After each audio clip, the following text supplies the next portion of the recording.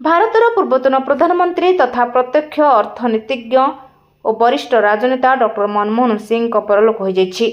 देह खराब हेबारु डॉक्टर सिंह को दिल्ली स्थित एम्स रे भर्ती कराइथिला, किंतु गत 26/12/2024 रे चिकित्साधीन अवस्था रात्र 9:51 समय समस्त को छाड़ी आरपारी रे चली जाइथिले। पीवी नरसिंह राव को सरकार समय डॉक्टर मनमोहन सिंह अर्थमंत्री थिले और भारतर अर्थनीति को बहुत परिवर्तन करी देश को सुदृढ़ करथिले। तांकर अकाल वियोग भारतवासी गोटे शून्यस्थान होई रहीगला। भारत वर्षर अमेरिका सहित परमाणु चुक्ति करिबारे प्रथम भारतीय प्रधानमंत्री डॉक्टर मनमोहन सिंह एवं यह एक ऐतिहासिक पदक्षेप भाव स्मरणीय होई रहिछि। तांकर एही अकाल वियोग रे आज कोटपाड़ कांग्रेस शाखाठारे एक शोकसभा करा जायथिला। स्वर्गत डॉक्टर मनमोहन सिंह को फोटोचित्र रे पुष्पांजलि और धूप सहित तांकर अमर आत्मार सद्गति निमंते 2 मिनिट नीरव प्रार्थना सहित प्रभु जगन्नाथ प्रार्थना करा जायथिला।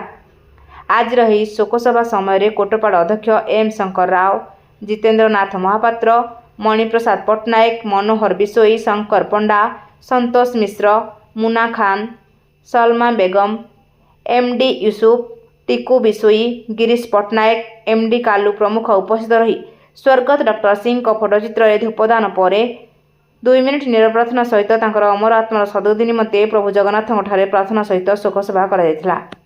आपण मान समस्त जानथिबे गतकाली अर्थात 26 तारीख डिसेम्बर मास 2024 तारीख ये भारत वर्षर जड़े विशिष्ट प्रशासक, भारत वर्षर जड़े वरिष्ठ राजनीतिज्ञ एवं भारत वर्षर जड़े अर्थनीतिज्ञ डॉक्टर मनमोहन सिंह परलोक हो गला।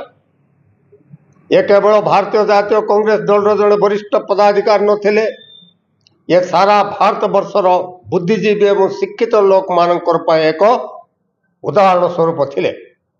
तांकर ये अकाल वियोग एक शून्य स्थान हो रहीगला ये भारत वर्षर जनतांकर पाए। कारण आपण मानक मु कहवाई चाहे जे भारत वर्ष अमेरिका सहित परमाणु चुक्ति करिवार होती प्रथम व्यक्ति जे कि भारत वर्षर प्रधानमंत्री हिसाब से डॉक्टर मनमोहन सिंह ये भारतवासी को एक उपहार देते जहाँकि एक ऐतिहासिक पदक्षेप। ये परिप्रेक्षी में कहवाई चाहे तांकर जो नीति, तांकर उदारपण, तांकर नीरवता पाई जो आदि लोकंकर ग्रहणीय हो पारे। ये भारत वर्ष रे 2 थर प्रधानमंत्री 10 वर्ष काल तांकर दिग्दर्शन देथिले ये भारतवासी को।